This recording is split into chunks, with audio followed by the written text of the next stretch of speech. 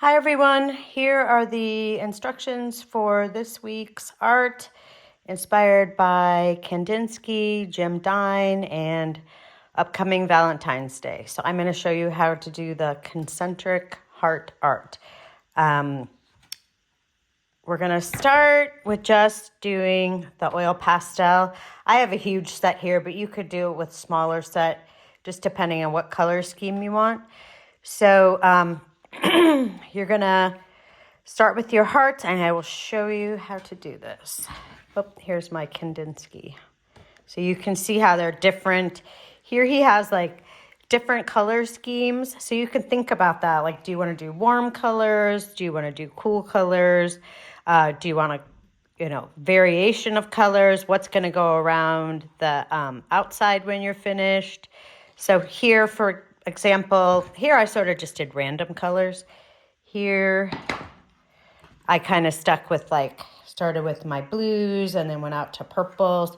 You could do rainbow. You could use black. I wouldn't use maybe all black, but Jim Dine always had his hearts outlined in black. It's really up to you. You could use all one color. Just think about it because we have all these great choices. So the drawing itself is very simple. You're just going to start out fairly small in the center. You could just pick a random color or, like I said, have a plan. I just kind of randomly picked orange. So I'm just going to start with my very small heart in the center. And again, this was a random choice. It does not have to be perfect. This is a chance. You may want to try to get that first heart really well done in pencil if you're not confident in drawing a heart. But once you have one of them, it's fairly easy to kind of repeat. So you can just look at that shape and move out a little bit and then try to repeat the same shape as you go along. But you can see here the Kandinsky, they're not all perfectly circles or anything. It's kind of varying. So it's fine if you have some variation, like that one didn't turn out really great. So I'm just gonna make that side just a little bigger. And I want it to kind of have that messy, imperfect quality because it reminds me a lot more that way of like our pop artists and our Jim Dine or our Kandinsky type inspiration. This is not perfect. Everything looks the same as you go around. So every time you do this, it's going to be different. So you can see I'm just going out, and you can make some like a little bit larger as you go out.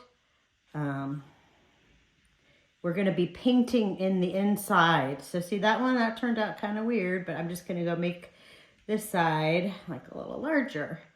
Maybe come in a little here. So you can kind of play with it as you go.